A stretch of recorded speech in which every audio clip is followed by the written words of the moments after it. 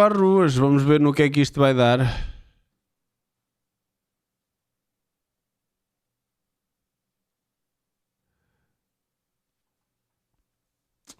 Bem, meus lindos, vamos então saltar para aquilo que nos trouxe cá hoje. Vamos ver o primeiro episódio de uma série sobre as presidenciais de 86, que basicamente foram as eleições mais loucas de sempre, as únicas eleições até hoje com segunda volta, que provavelmente é o que vai acontecer, hoje, o que vai acontecer este ano, e dizem que a série está muito boa. Eu já tenho uma ideia, porque já li sobre este assunto, de mais ou menos como é que aconteceu, e efetivamente foi histórico. Mário Soares acabou por ganhar quando começou super atrás, com 8% nas sondagens. Mário Soares começou com 8% e acabou por ganhar. E a RTP fez uma série documental sobre o assunto, que nós vamos ver o primeiro episódio. Depois vocês decidem o que é que vamos ver a seguir, se vamos ver um segundo episódio, se vamos ver alguma das reportagens que eu tenho aqui. Exatamente, é chapada, não é logo neste primeiro episódio, mas são nestas eleições que acontece a famosa Chapada da Marinha Grande, exatamente. É exatamente isso. Por a grande, passarmos aqui para o Opera e vamos a isto. E do Soares é fixe. Há uma data de coisas que vocês conhecem da política hoje em dia que tiveram origem nestas eleições. Em janeiro de 1991, Mário Soares foi reeleito Presidente da República com mais de 70% dos votos. A maior percentagem de sempre numa eleição em democracia. É a vitória da... O Marcelo não passou estes 70 e tal? Não, pois não. O gajo veio de 8% para ganhar e na reeleição tem 70 e tal por cento dos votos. Tolerância é a vitória da liberdade. Àquela altura, Soares tornara-se numa quase unanimidade. Olha Jorge Sampaio. Até os ventos da história lhe corriam de feição. Mundo afora, regimes autoritários caíam um atrás do outro. Em Berlim, em Moscovo, até mesmo em Pequim, muitos anteviam uma vitória global e definitiva da democracia. Seria talvez o fim da história, um regime político e económico estável, duradouro, quem sabe eterno. 5 anos antes, quando Soares se candidatou pela primeira vez à presidência da República, o cenário era completamente diferente. Esta história começa aí.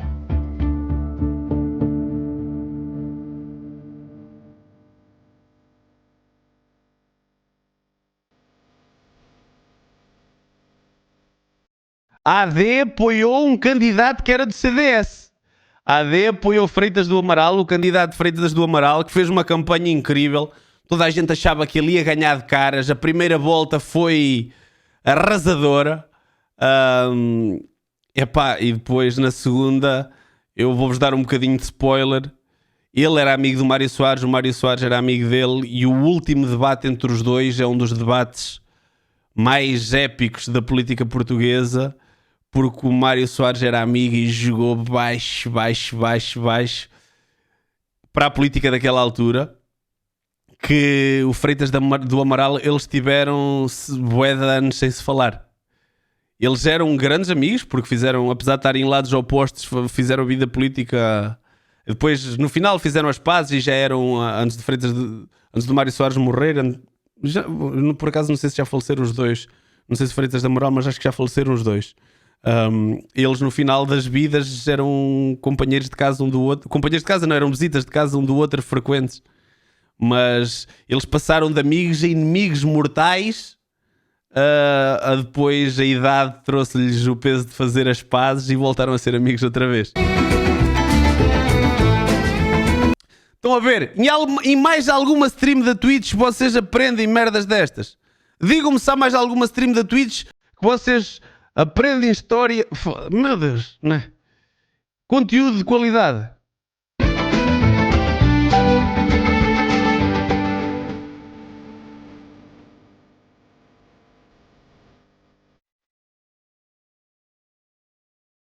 Quero só pedir para vos chamar a atenção, principalmente à malta mais nova, começou a acompanhar a política há pouco tempo. Olhem o que era o envolvimento político da população nos anos 80. Estão a ver? Estão a ver isto? Estão a ver isto? No pós-25 de Abril, quando a população portuguesa estava extremamente politizada e as pessoas tinham aquelas eleições com percentagens de participação incríveis, a política era isto. Infelizmente perdeu.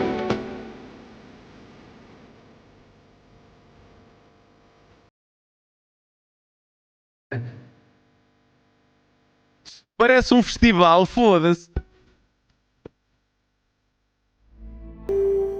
Eu li todos os vossos comentários. Stream do Anta aprendes que...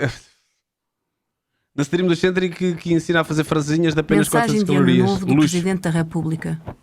Portugueses, exprimir votos de felicidades para todos os portugueses, quando são poucas as mensagens de esperança que a presente situação permite transmitir, é uma tarefa penosa para qualquer responsável político. Ramalho e Yanes e o governo que tinha tomado posse há menos de 2 anos viviam uma coabitação difícil. O presidente dizia ter pouca esperança e o chefe do governo, Mário Soares, estava há muito farto daquele sacrifício. Eu, quando entrei no governo, foi o meu último governo. Eu pensei assim, nunca mais vou ser primeiro-ministro, nem quero, e já estou farto disto.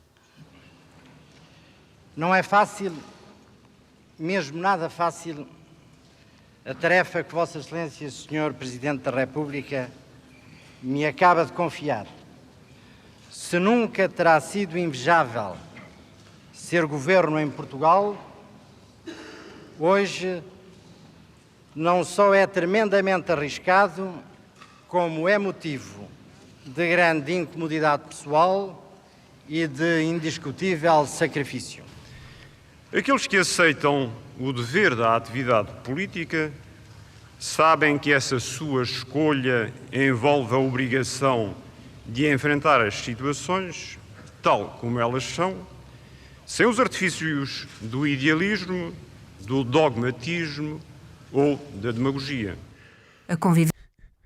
Só de vos lembrar que isto era no mesmo discurso a mandarem indiretas um para o outro lado a lado. Estás a ver? Aqui, o outro aqui, um falou, o outro responde. Tenso. Que é isto, caralho? A convivência entre o Presidente da República e o Primeiro-Ministro era pouco amistosa e isso estava à vista de toda a gente. Olha à vontade. O país vive numa situação boa ou má e por culpa ou mérito de quem? Os portugueses continuam a responder na nossa sondagem. No entender de 0,5% dos entrevistados, a situação do país é muito boa. Igualmente 0,5% consideram na boa, 13,6% nem boa nem má, 53,9% má e 29,7% muito má. Malta, olhem os grafismos da altura. Olhem os grafismos de uma sondagem da altura. O tamanho dos gajos é a percentagem. Muito boa, nem boa nem má, muito má. 53,9% má. Foda-se, incrível. E 29,7% muito má. 10 anos passados sobre o 25 de Abril, pairava um forte desencanto. As coisas não iam bem para quase ninguém. O país não tinha mudado como se esperava. Portugal era muito mais pobre do que é hoje. O puto a fumar!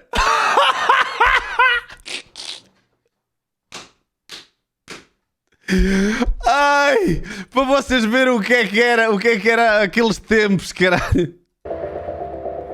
O puto cigarro nos... Noite. 84 havia bandeiras negras da fome, havia uma crise terrível, designadamente no distrito de Setúbal. A norte as coisas estavam muito difíceis, os funcionários públicos tinham visto nos seus salários convertido forçosamente em certificados de aforro e, portanto, o ódio ao Dr. Soares não resultava apenas da maldade das pessoas. Governo para a rua! A luta continua! Governo para a rua! Foi uma das crises mais duras da nossa história recente. Havia trabalho infantil. A democracia tinha feito muitas promessas, mas o país sentia-se desiludido. Fosse. Vocês lembrem-se que o Mário Soares, o Mário Soares faz o salto de primeiro-ministro para presidente da República e era estas as condições em que ele ia. Ele ia defender este legado. E mesmo assim conseguiu ganhar. Vejam o trabalho que o homem não fez. Houve uma agitação social muito grande. Há um célebre exemplo que se vai sempre buscar, que é a intervenção do bispo de Setúbal, Manuel Martins, chamando a atenção para aqueles efeitos, sobretudo na zona onde ele estava.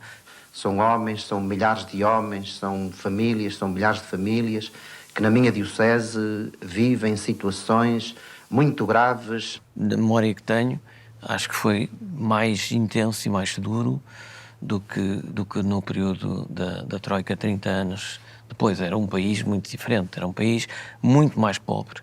Mário Soares, 3 vezes primeiro-ministro desde o 25 de Abril, era o rosto da crise.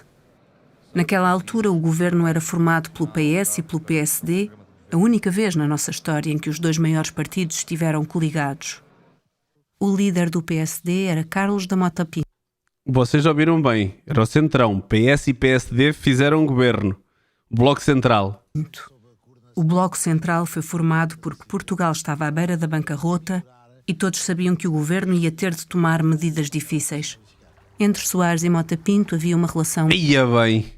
Se algum dia um político hoje andava sequer numa rua assim. Muito próxima. Se juntos conseguissem atravessar a tormenta, talvez a aliança do Bloco Central pudesse estender-se às presidenciais. Havia uma excelente relação pessoal entre o Primeiro-Ministro e o Vice-Primeiro-Ministro, entre o Dr. Mário Soares, que era o Primeiro-Ministro, e o professor Mota Pinto, que era o Vice-Primeiro-Ministro. Foi por iniciativa do próprio Dr. Mário Soares que me telefonou a perguntar se eu não me importava de a convidar a ele e ao professor Mota Pinto para um jantar em minha casa, não é? E eles estiveram aqui... de uma forma discreta, fizeram isto de uma forma confidencial. Eles encontraram-se uma primeira vez e depois tiveram aqui outras reuniões.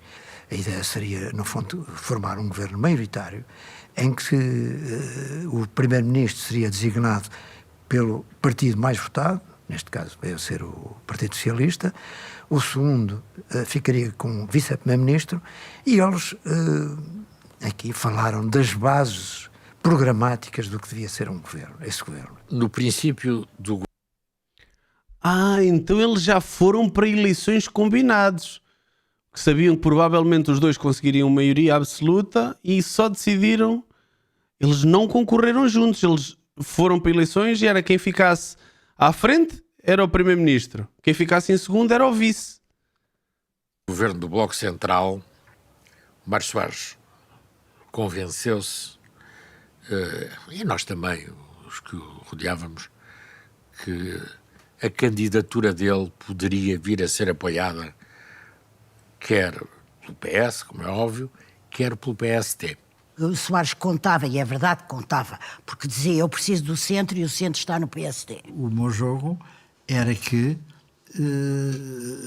eu podia ter o apoio do PSD para as eleições. Mas isso frustrou-se tudo com a morte de Mota Pinto. A 7 de maio de 1985, Mota Pinto morreu de forma súbita, aos 48 anos de idade. E Soares perdeu de repente o seu aliado mais importante. Não sabia disto.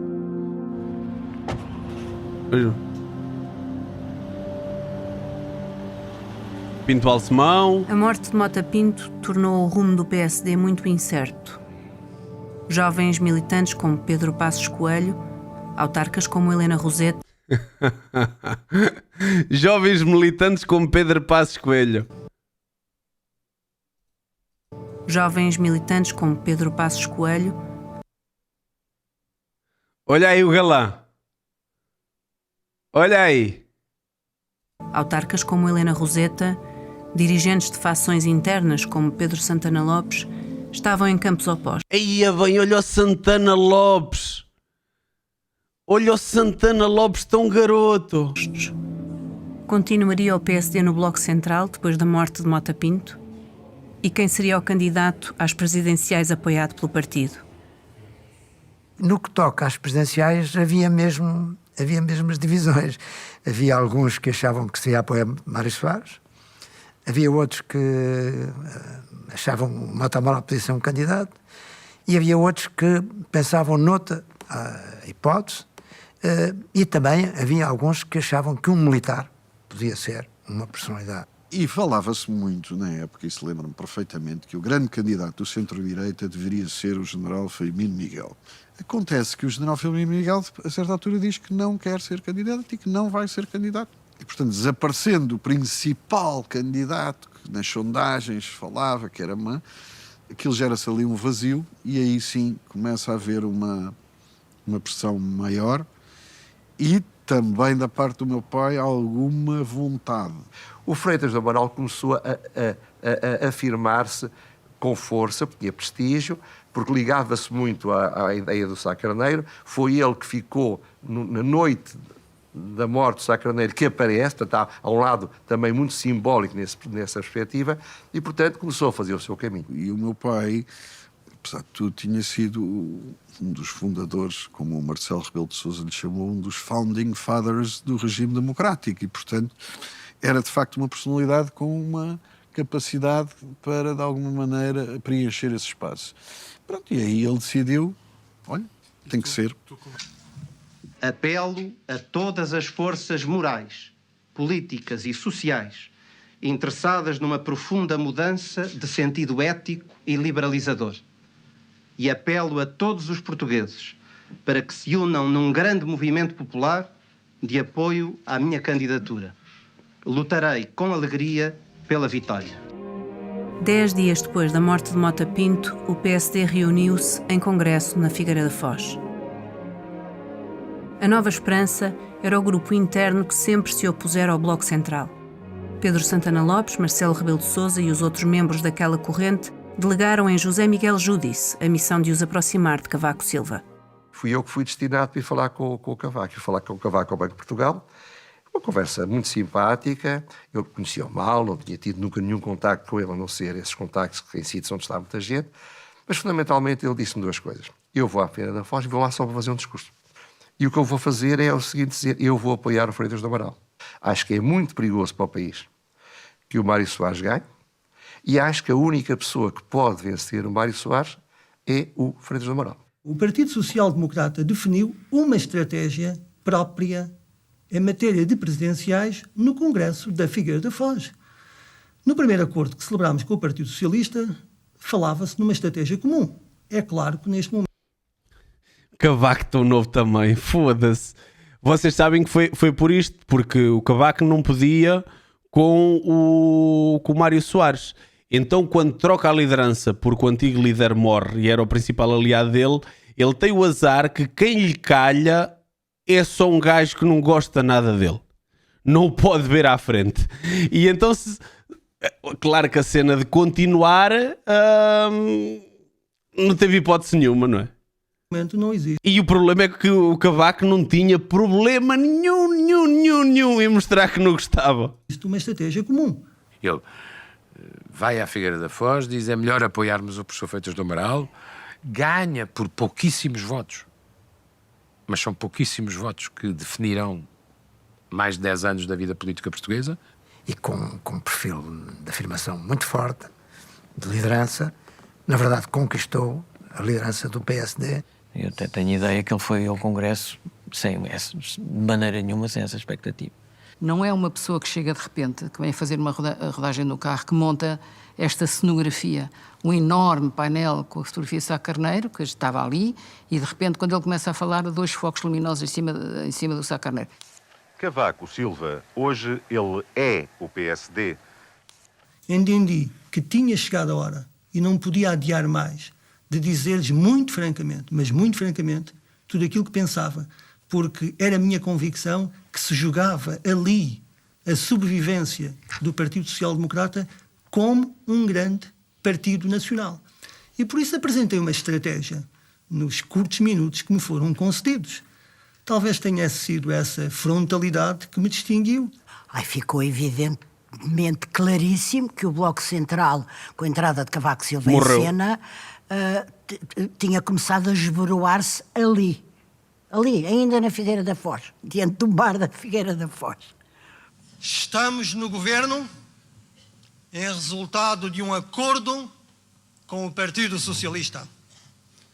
Não estamos lá para servir os nossos interesses particulares, mas também não estamos lá, que fique muito claro, para servir de estratégias partidárias ou pessoais dos nossos parceiros.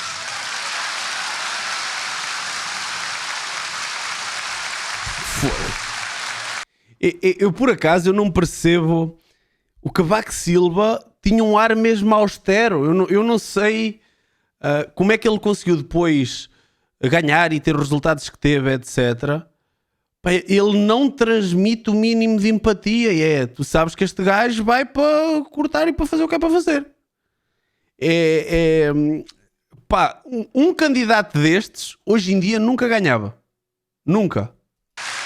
A coligação está em perigo iminente de ruptura.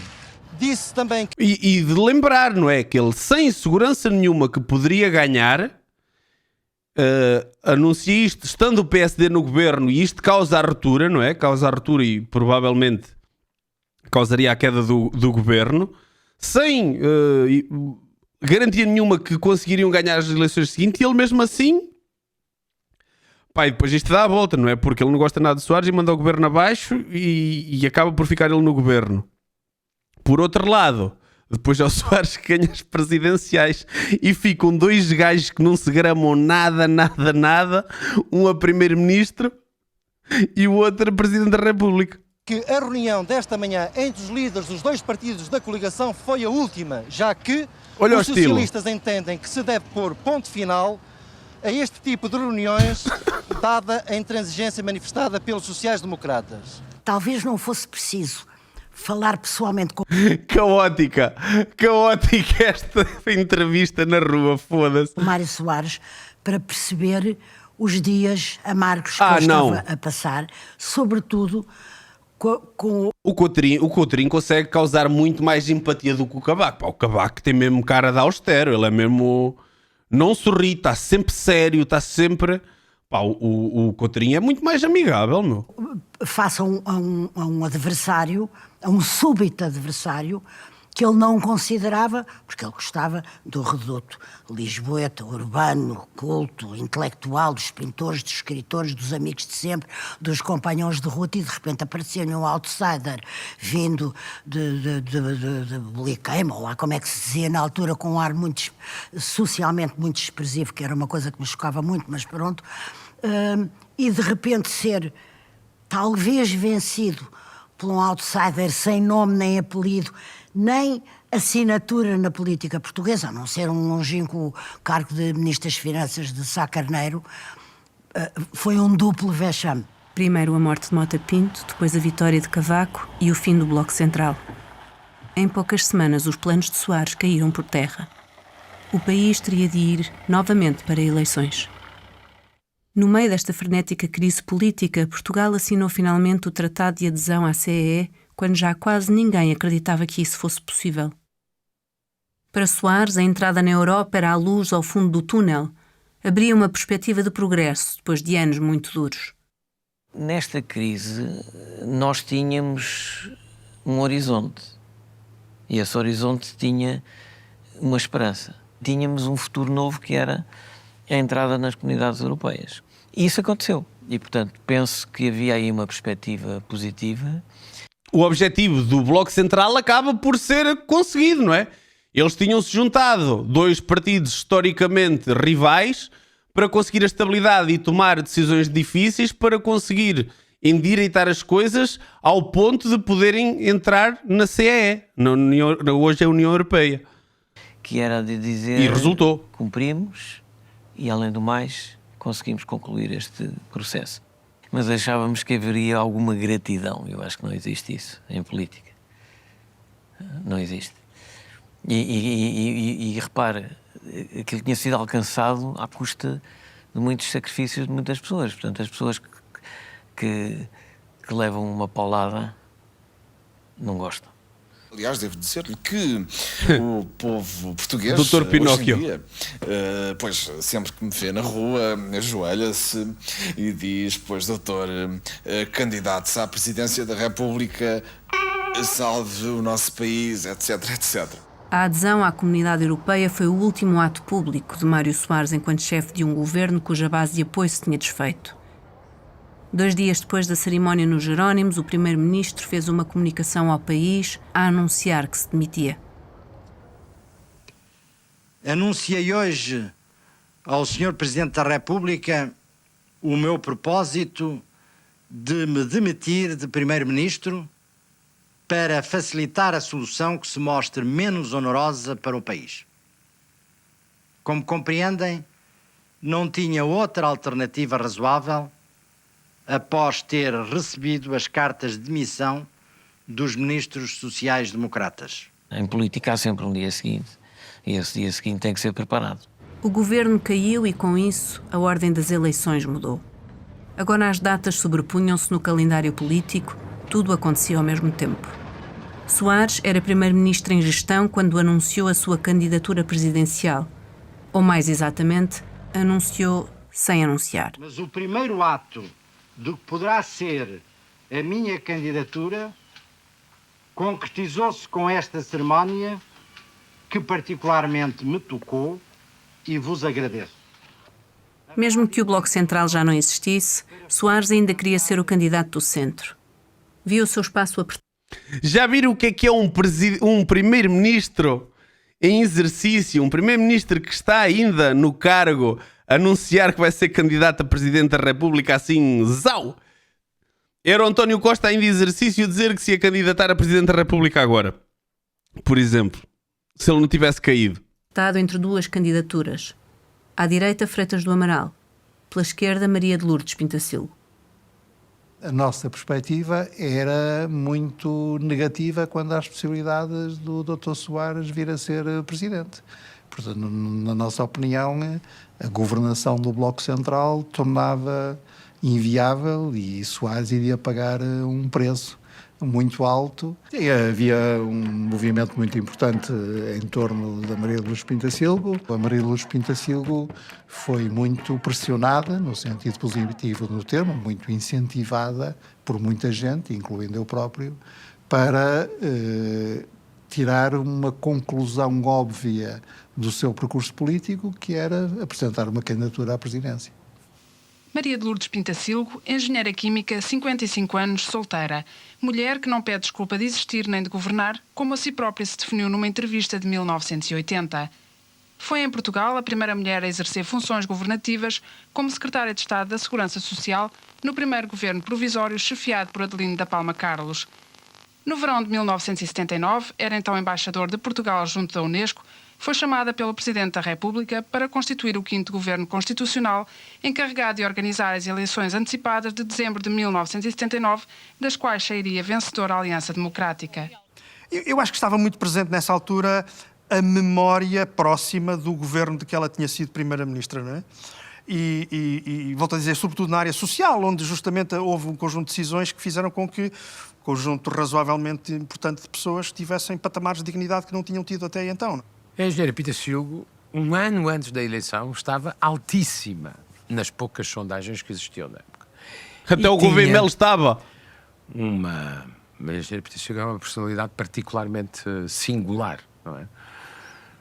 Por um lado, tinha uma apresentava-se com uma legitimidade católica indiscutível. Por outro lado, tinha feito um flerte com a esquerda revolucionária, sem demasiados compromissos, mas com sinais demasiado evidentes. Nós, na altura, no jornal de que eu era diretor, ainda havia dinheiro para fazer sondagens. Um jornal chamado O Jornal. E tínhamos sondagens de marco teste. E resolvemos fazer uma sondagem sobre possíveis candidatos presidenciais. E eu meti o nome da Maria de Lourdes Pinto da Silva. É um caso super parecido com o do Almirante. Maria de Lourdes Pinto da Silva, ainda não se sabiam quem eram os candidatos, já ela era a vencedora tipo de caras. Já ela era a vencedora de caras, olhem para isto. Total, 24, 7, 3, 2, 2, 1. Quando lhe disse, ela disse, não ponha o meu nome, nem pensar, eu sou candidato a Presidente da República. Mas eu, obviamente, eu mantive e ela apareceu em primeiro lugar. Torno pública a minha candidatura à Presidência da República. Por favor, não meta o meu nome na sondagem, o meu nome a Presidente da República, por amor de Deus. Sondagem em primeiro. Venho anunciar a minha candidatura formal. Na plena consciência da gravíssima crise económica e social que o país atravessa. O país andava há quase 2 anos a especular. O outro era... se eu algum dia entrar na política, o que é que o Gouveia Melo disse para lhe fazerem? Só para ver se o chat está atento? Quando lhe começaram estes zunzuns do Presidente da República, dei-me uma corda. Pois é. Começam a vir as sondagens. Gouveia Melo em primeiro, 70... 60, 70, ganha, limpa a primeira volta, declaração universal, declaração oficial, vou ser candidato. Sobre candidaturas presidenciais, mas agora tínhamos primeiro legislativas em outubro, a seguir autárquicas em dezembro e por fim presidenciais adiadas para janeiro. Peraí, como é que ficou? As autárquicas. E por fim, os primeiro legislativas em outubro, a seguir autárquicas em dezembro e por fim, presidenciais adiadas para janeiro. Caralho, em 5 meses 3 eleições? Ainda foi melhor que esta. Esta vem num ano praticamente. Março, outubro, janeiro.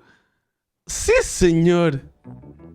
Só 40 anos mais tarde, em 2025, voltaríamos a ter esta mesma sequência de 3 eleições de rajada.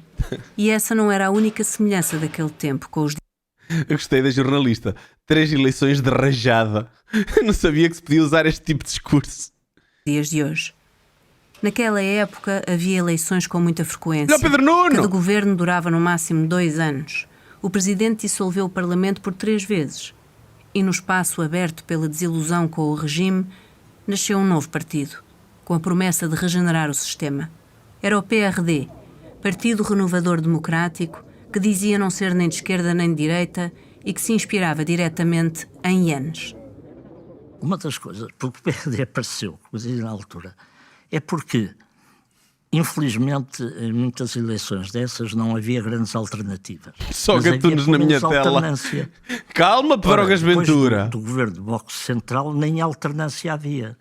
Havia um estudo, não sei se era uma sondagem, em que os portugueses já não acreditavam muito na democracia.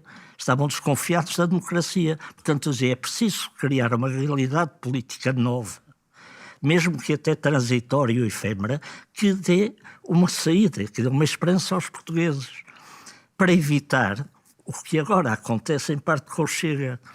E o Ianes era uma referência moral pelo que tinha feito e pelo que representava nessa altura. Não está, portanto, na campanha por todas estas razões, mas vamos ter a certeza que estará connosco para a próxima.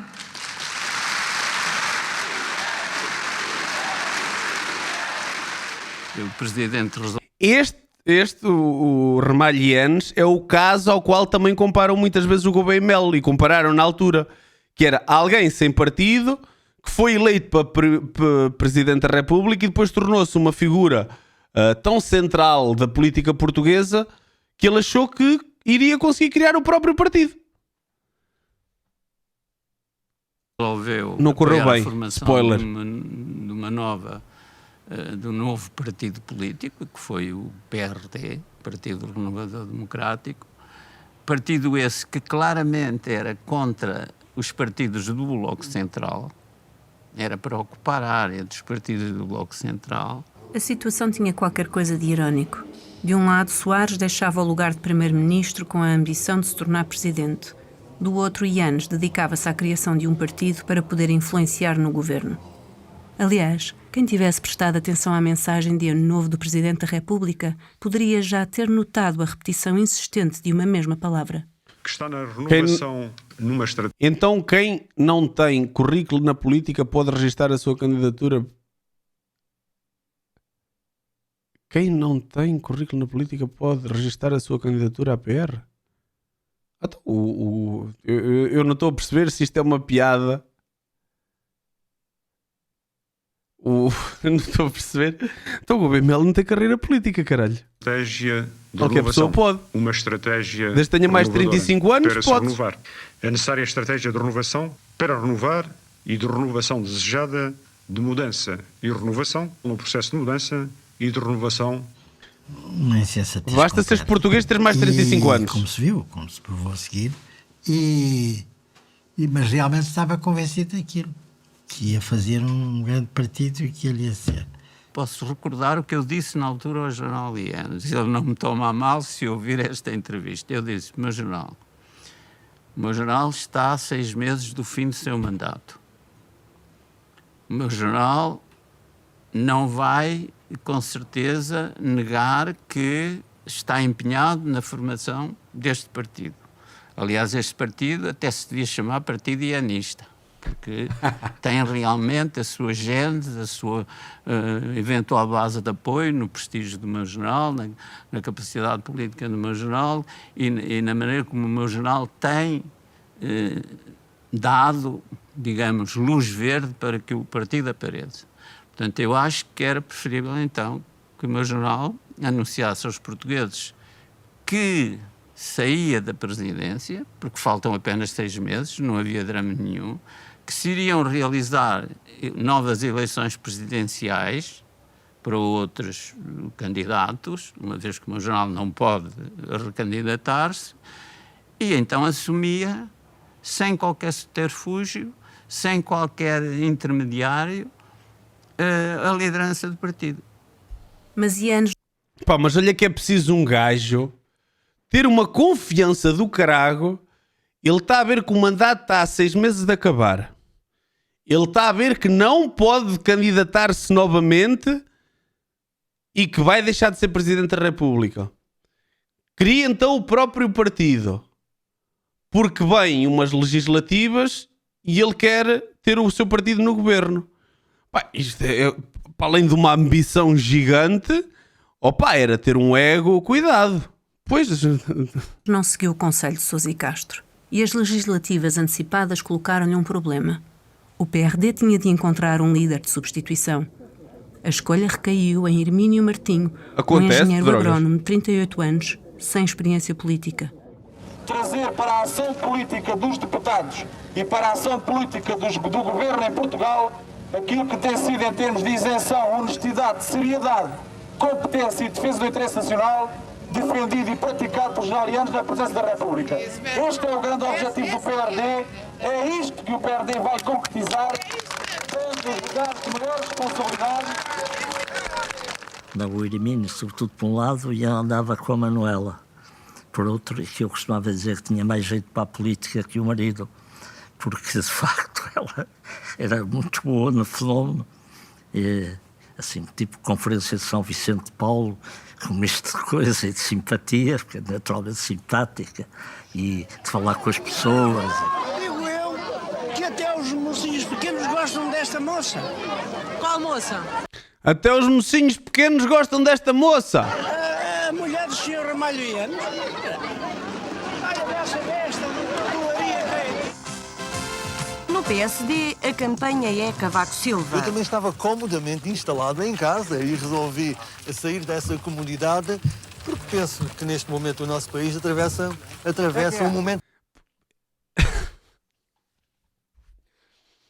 Ele fala assim...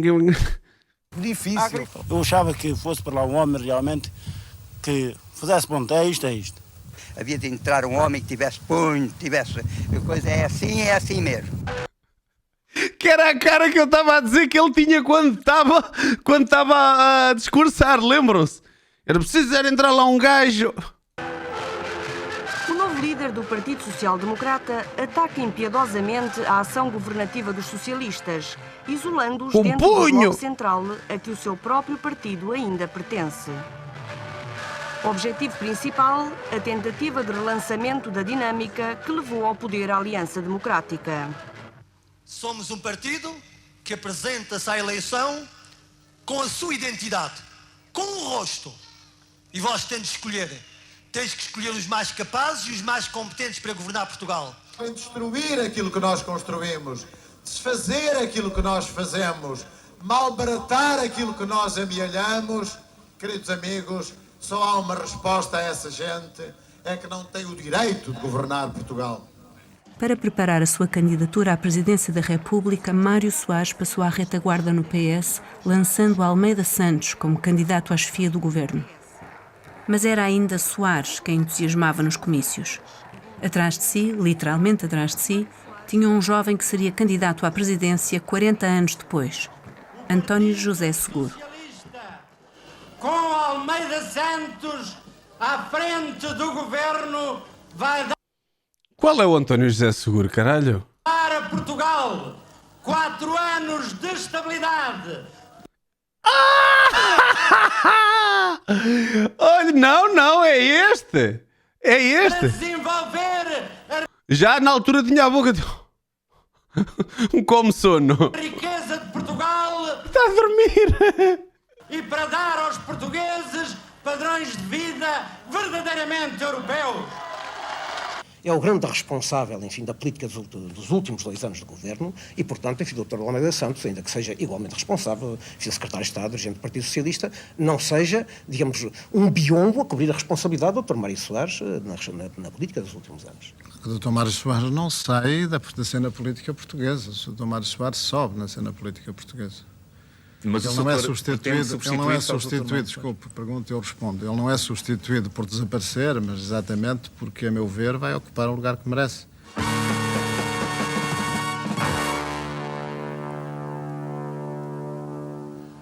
Boa noite, Assembleia da República 85, eleições, a emissão especial que até cerca da 1h da madrugada vai tentar levar até si tudo o que importa saber sobre o ato. Mano, o microfone, eu vou-vos apagar, vou-vos tirar aqui a minha câmara.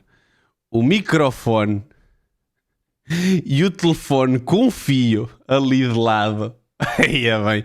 Meu, a malta aí já não se lembra disto. Não, o stream tem malta mais velha, Aí olhem para isto.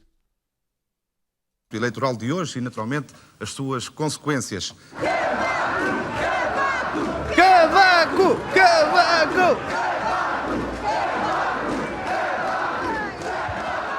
Cavaco Silva saiu vencedor, mesmo que com a maioria mais magra de sempre, ligeiramente abaixo dos 30%.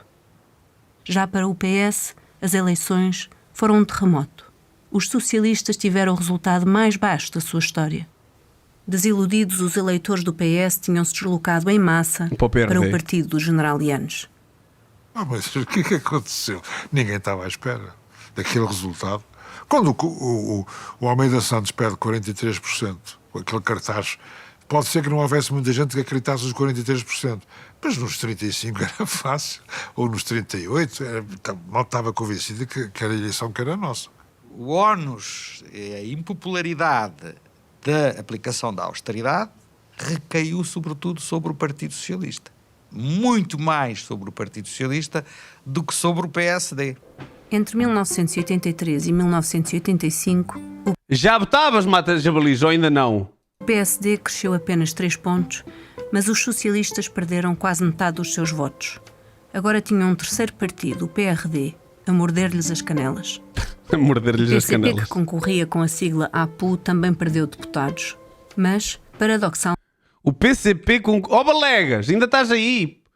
Porquê é que o PCP concorria com a sigla APU? Que era isto? O que é que significava isto? o PCP, que concorria com a sigla APU, também perdeu deputados.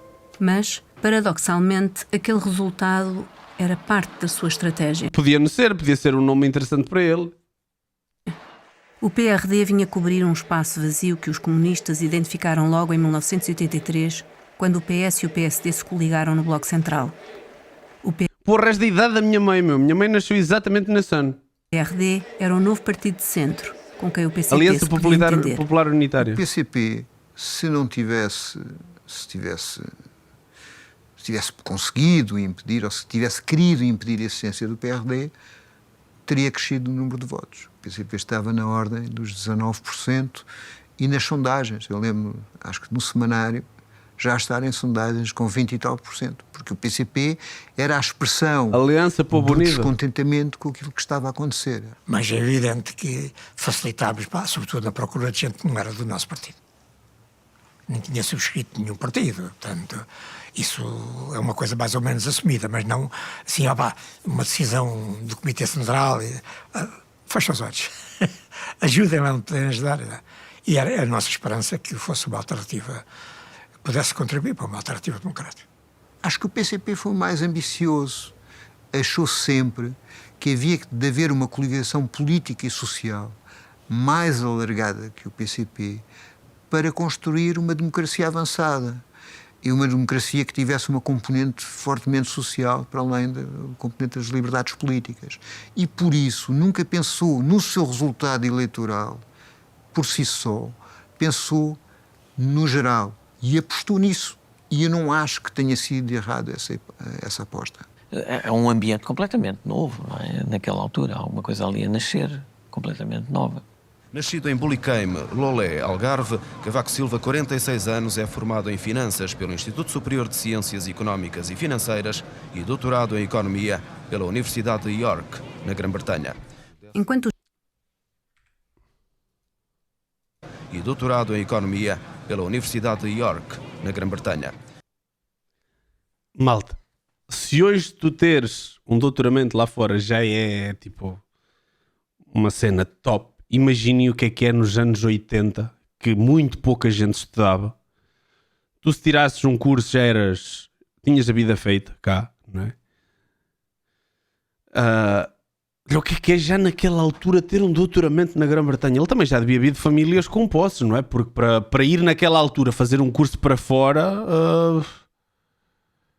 Porra, não sabia que ele tinha o doutoramento de fora. Enquanto os seus adversários ganhavam terreno, Mário Soares colecionava más sondagens. Desde o início do ano que estava abaixo dos 10%. 6%. Mário Soares, 6%. É uma banhada mental. Ficamos mais ou menos todos completamente deprimidos, exceto o Soares.